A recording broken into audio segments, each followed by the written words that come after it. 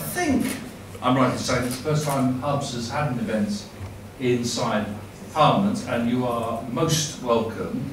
I've done some similar work with groups, the heads of IT departments in universities, for example, and other sectors. I think it's hugely, hugely important that this triangulation between the policy makers, the special interest areas, and especially academia is strengthened, and it's great to see you here. And I hope that especially people who are here as visitors who haven't yet joined HUBS will see this as a huge benefit to build upon. I think there is, my previous experience working with other groups shows that working together we can get a huge amount done in a way that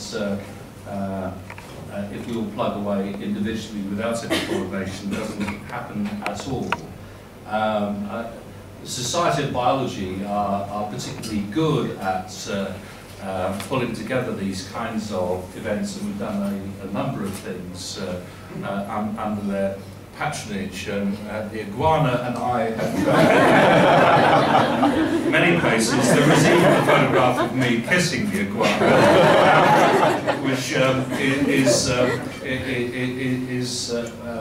a D notice attached to it. Stephen's got it on his computer, which is desperately worried. If I upset him, I'm in trouble.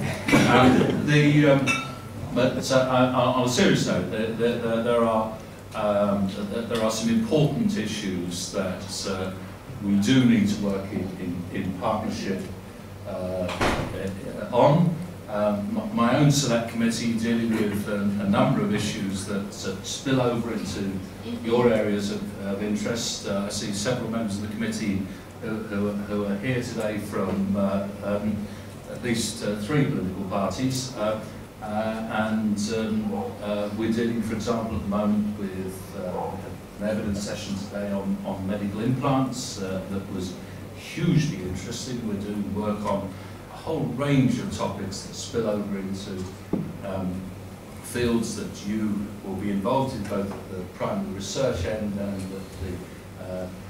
and in terms of spin-off businesses, and in terms of a whole range of advice and guidance that you give to in both industry and governments and regulators. You have got a key role to play, and therefore having this relationship with the Society of Biology and Parliament, using Society of Biology's expertise in working with Parliament, I think is potentially hugely beneficial for all of us. So Parliament needs to be informed about what you're about. My plea to all of you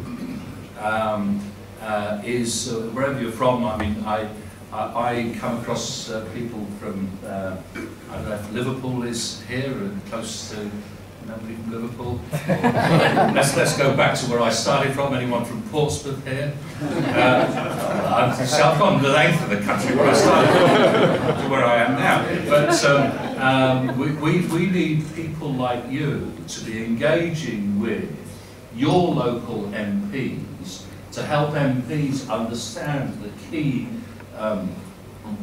parts of science that you're engaged in, and help them develop better arguments in this place. Because I mean, Julian and I have had some discussions recently.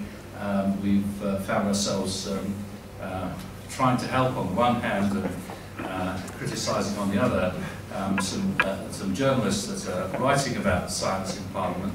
We can't do the job alone. We need your help, and the best thing that you can do is to engage with Parliament, both through bodies like this and by getting hold, literally, of your own local MP and making sure that they understand what's happening in your department, the quality of research, the importance of the research that's being undertaken, and do that, and we can help improve public understanding of science a small but very important way.